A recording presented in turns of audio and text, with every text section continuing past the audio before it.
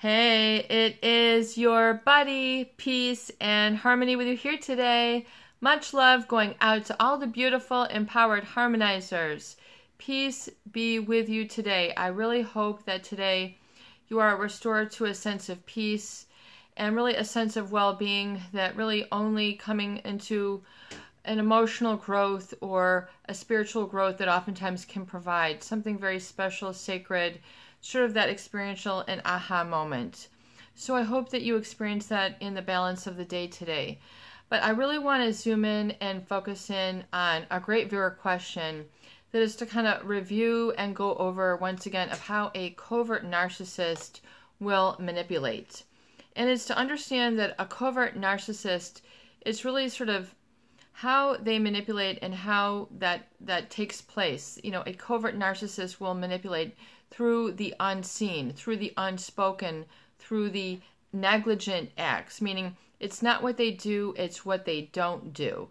And so they oftentimes are cast into the blameless. They're cast into the golden. They're cast into the, not to be suspect. They're the people who, just seem to be, above reproach. But oftentimes it's these individuals who are narcissistic, who have a pathological sense of self-importance and a lack of empathy and sort of a grandiosity, if you will, or a sort of fantastical, almost on the level of childhood fantasy that causes them to ignore, withhold attention, withhold communication, and be sort of dismissive of others. It's the old, it's not my job. You're looking for something in a store and someone goes, that's not my department. I work somewhere else. They're not going out of their way. They're not really helping you. They're not going above and beyond. They're just sort of shrieking away from the responsibility and accountability. So even though it appears that these people are blameless or beyond reproach, means beyond question, it's not what they do, it's what they don't do.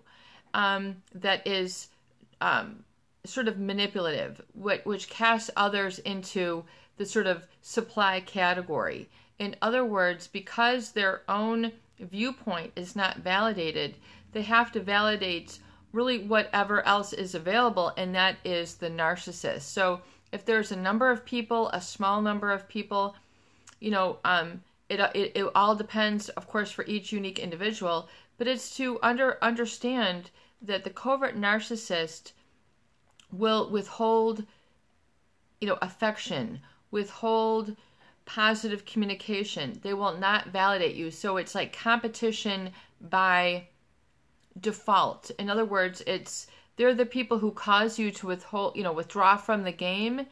In other words, they're causing the other team to not show up, so they win by default.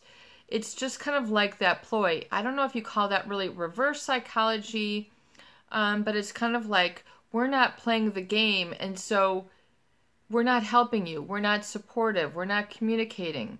We're not giving eye contact. We're not giving you a common courtesy hello. We're acting like you're invisible. It's, in other words, they are lacking empathy. They're lacking that sort of humanity because they need to keep themselves in the number one slot. And it's kind of like they will do whatever it takes at all costs to further their cause, which a narcissist will do. And it's business as usual for them. But however, if you're in a relationship where you require communication, affection, discussion, accountability, responsibility, an equal playing field or a normal playing field, then you're going to have a very tough time feeling that you have what it can muster up or the strength to, develop communication. In other words, you have to become like an icebreaker with a covert narcissist. There's like they can be very sort of cold, emotionally unintelligent, appearing as if they cannot communicate, very few words, and they very well could have been a victim of a narcissist, or who knows what they've gone through. It's neither here nor there. What we need to understand and validate is what happened to you in your experience, because that is what matters, and that is what's going to be liberating. You need to call a spade a spade. You need to call an oak tree an oak tree. You need to be able to call a tiger a tiger. You need to be able to understand what is. The seed that creates what, with then the fruits in the relationship. A covert narcissist will just sort of diminish others, meaning minimize, make smaller, make invisible, clear from the picture. You're not really in the picture. You don't feel sort of, there's a human need, to have eye contact. There's a human need to have touch. This is part of how we're wired. There is this great series of studies I think it was in Mexico or in the Latin countries, where the Catholic nuns there, they had, this, series, a convent, or, where the nuns lived, a convent rather. And so they had, a lot of babies, that they had infants that they were taking care of, and they were really doing some experiment. And these are very famous experiments, but it points to the truth that the babies who were left they were given food, but they were not picked up periodically, like, every hour. They were not hugged, coddled, cooed, given eye contact. Those babies did not grow, gain weight, and flourish in the capacity that the babies who were also given food.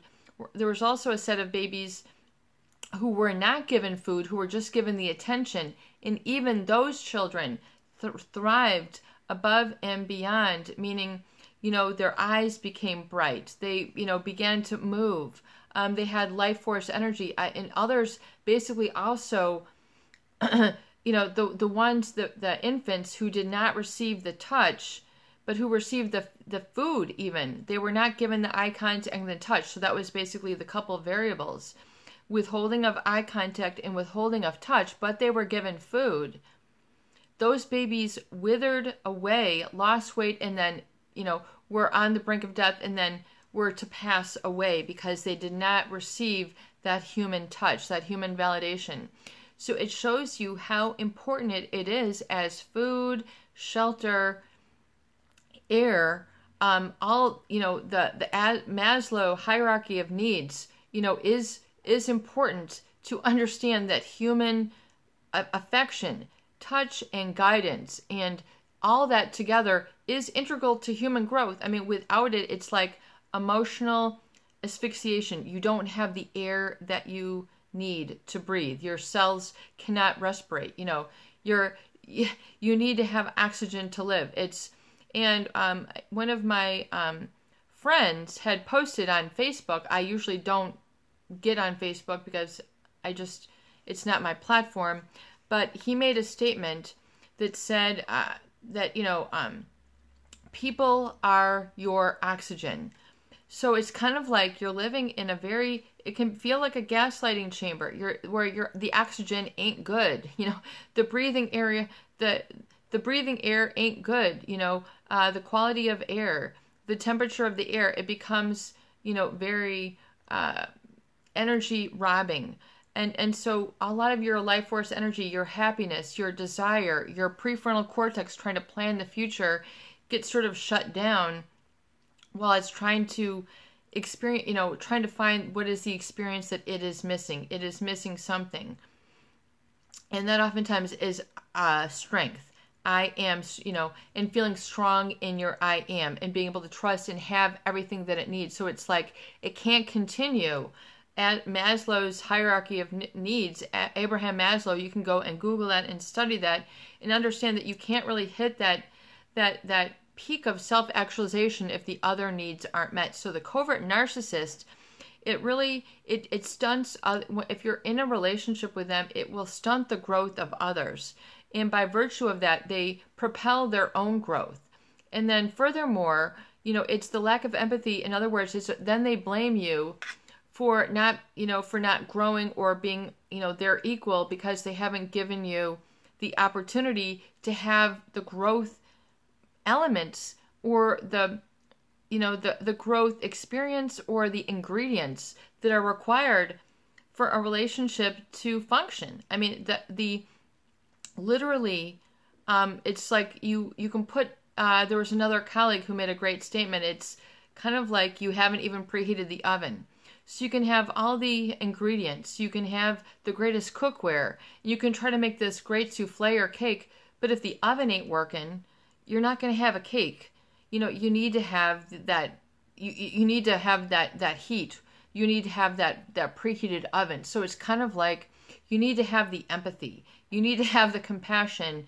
You need to have the humility, and you need to have an openness and receptivity. If you're shut out and ostracized by a covert narcissist, this is akin to neglect. This is, this then becomes abusive.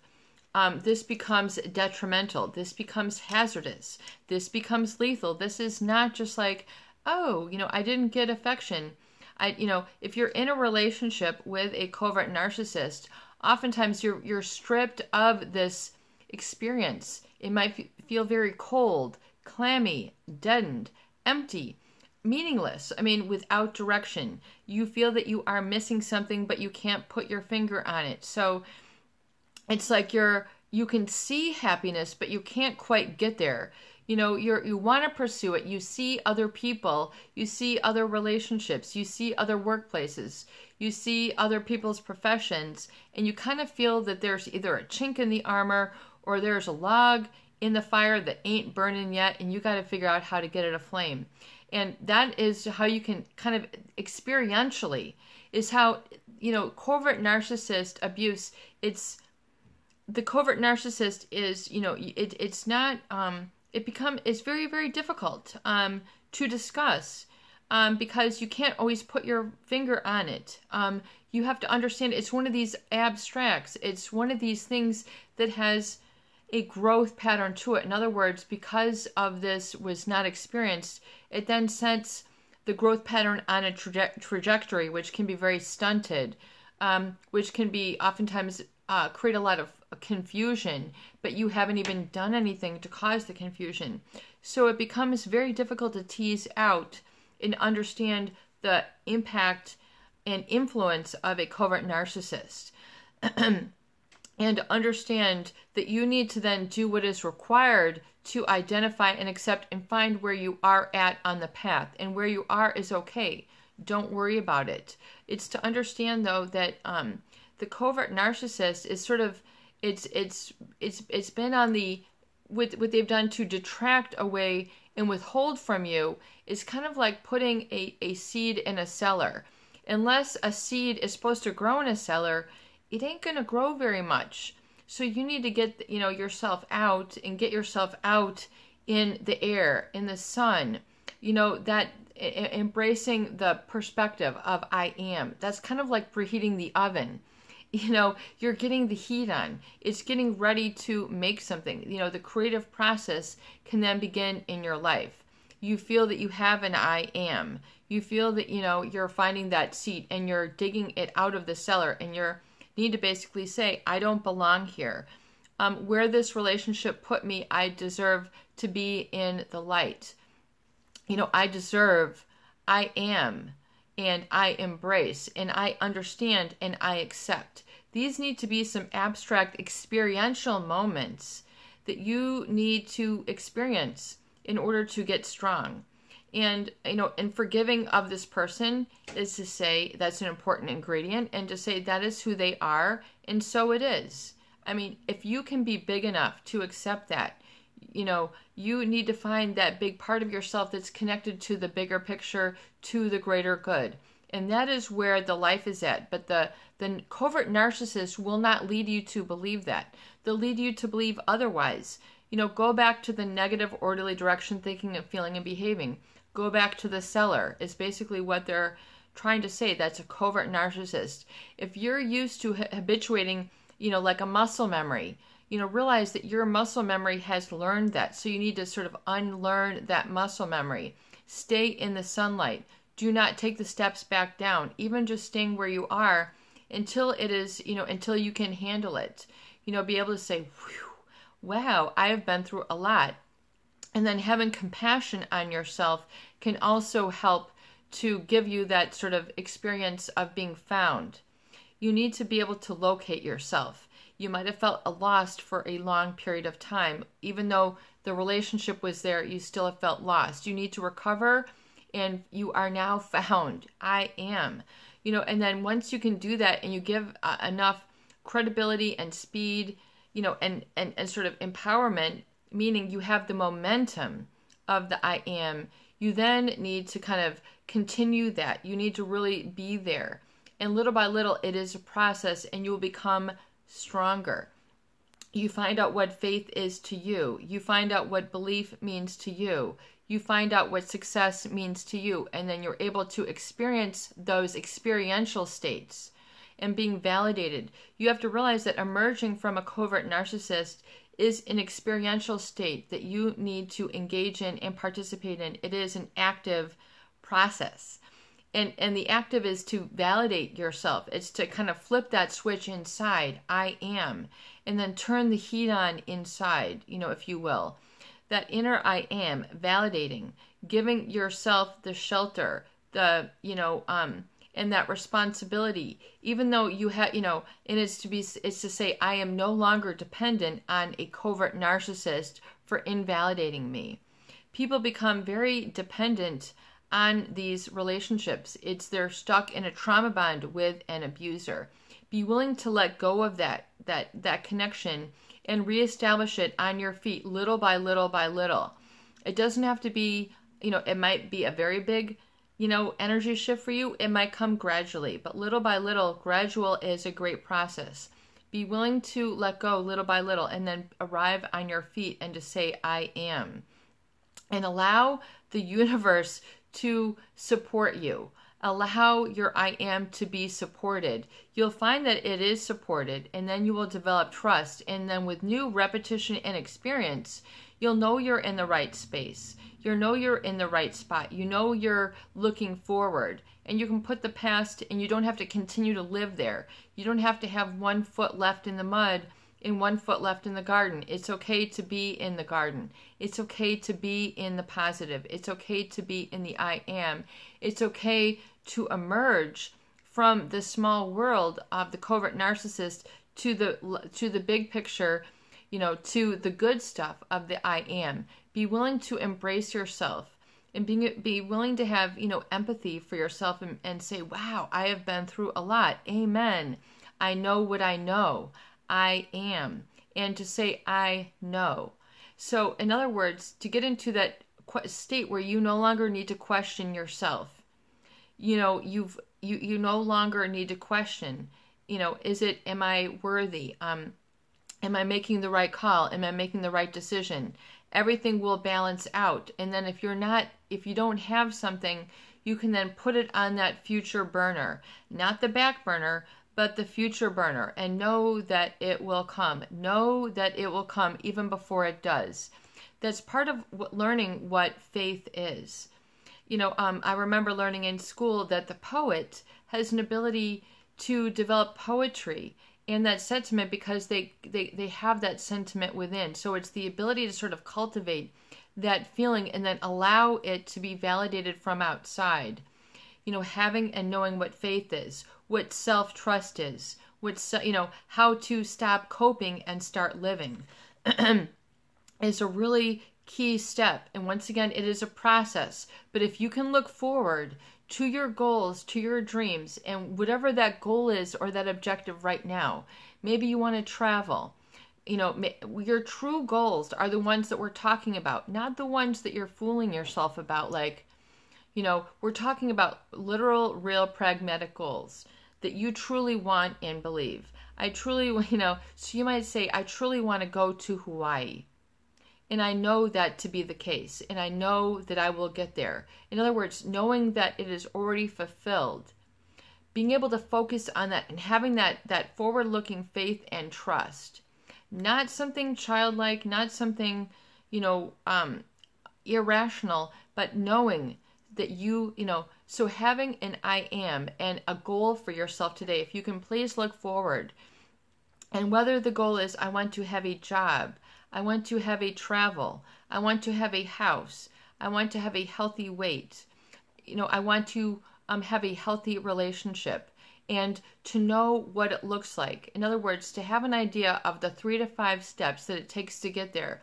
Maybe it's only 1 or 2 steps, but to know what that is and to see it in its fruition and to know it is going to be created for you even before it is, to have that faith and that knowledge and that trust and that feeling of victory is so important. It's like a quiet intensity.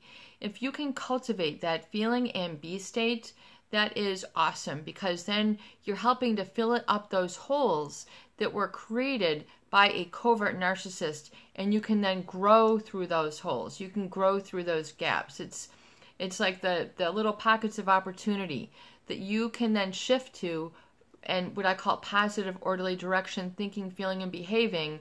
Pod thinking, you're then engaging in that, and then you flourish from there. You've got this.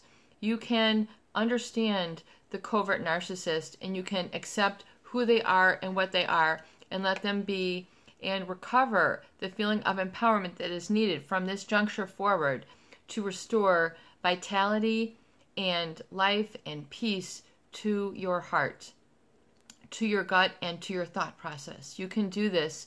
This is perhaps your call and your mission and your purpose. This is your buddy in peace with you today, in love, in unconditional acceptance. I hope that these videos do help. Please share, please subscribe, and please donate for more great tools, videos, discussion, and support. Peace be with you, and have a beautiful, love-filled day.